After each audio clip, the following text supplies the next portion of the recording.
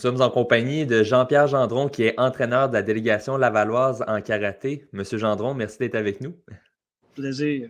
Donc, pour commencer, en fait, c'est vos 6e Jeux depuis 2007. Qu'est-ce que ça représente pour vous de autant d'années, justement, à s'impliquer dans les Jeux du Québec? C'est que, premièrement, j'aime les jeunes, j'aime les voir évoluer, j'aime les voir s'amuser. Et moi, ben, ça me reste jeune, ça me tient jeune, et puis c'est agréable de les voir. Fait que c'est ce qui me fait le plus plaisir, de les voir grandir.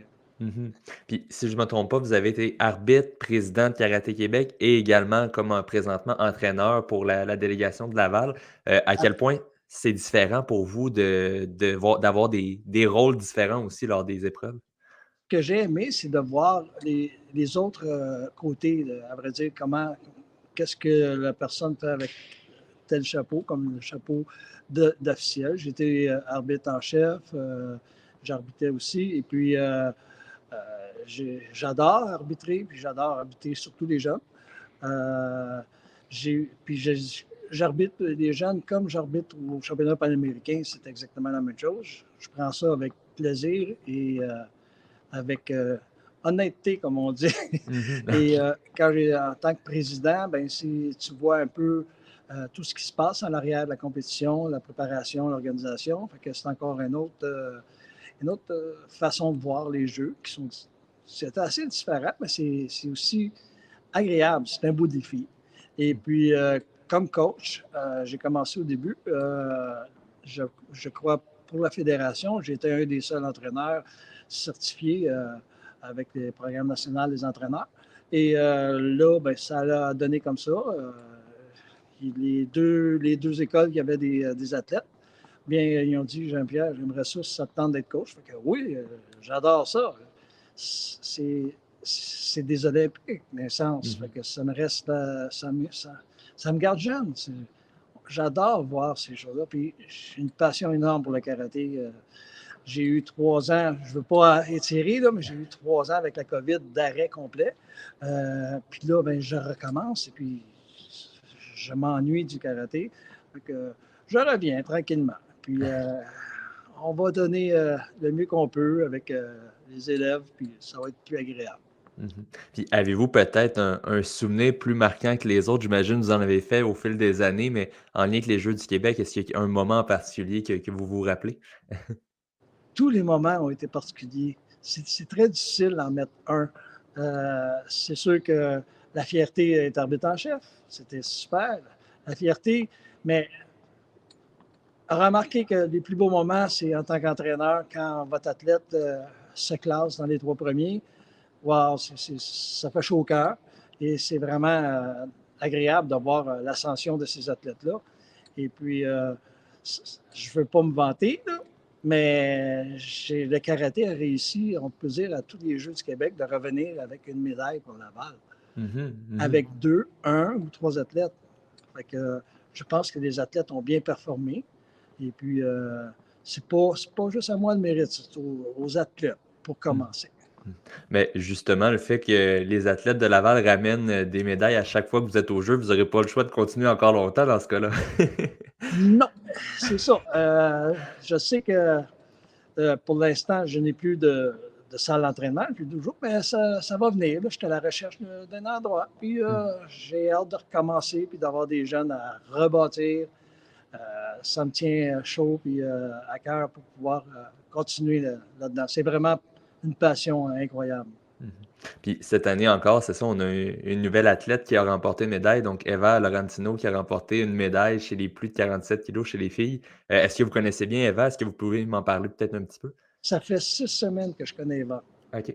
Et c'est l'athlète d'un des un instructeur. Et cet instructeur-là, c'était un de mes anciens élèves. Ben, c'était un de mes élèves. Et puis, nous sommes rendus amis. Et ensuite, ben, que j'ai vu Eva, j'ai dit, oh, OK, on va pouvoir travailler, puis on va pouvoir se placer. Puis, je venais ici avec aucune attente, seulement l'espoir qu'ils performent au maximum et le mieux qu'ils peuvent. Et voyez-vous, le hasard des poules et puis ses performances ont fait qu'elle a réussi à gagner dans son pool et qu'elle s'est en allée en finale. Fait que c'était agréable. Et aussi pour Sophia qui était avec nous, elle a fait des. Elle a énormément bien fait. Et puis j'ai vu l'évolution et comment ils ont grandi là-dedans, l'assurance, la confiance en soi, tous ensemble. Fait que c'était vraiment, vraiment agréable. Mais je ne m'attendais vraiment pas de médaille, mais que je suis heureux. Mais en fait, c'est ça aussi, tu sais, vous venez d'en parler, mais c'est pas seulement non plus les médailles, c'est tout l'expérience et le vécu que ça amène de participer à une finale comme ça qui, comme vous le disiez tantôt, est un peu des mini-jeux, olympiques, là. Absolument.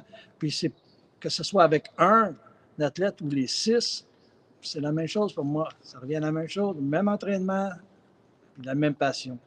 C'est Mmh. vraiment les voir se dépasser et de s'amuser. C'est le but. Mmh. Puis sinon, en fait, au niveau du karaté en général, de votre point de vue, vu que vous êtes là-dedans depuis plusieurs années, comment considérez-vous le niveau du karaté à Laval? Est-ce que peut-être on peut encore prendre de l'expansion? Ça va bien jusqu'à maintenant dans les dernières années? Avant la COVID, ça s'en venait de mieux en mieux. Les écoles grandissaient et puis on avait de plus en plus de bons athlètes. Et après la COVID, ben, comme beaucoup d'autres régions, on recommence, on rebâtit. Mmh. Et c'est une autre génération, fait qu'il faut les monter, il faut les préparer tranquillement.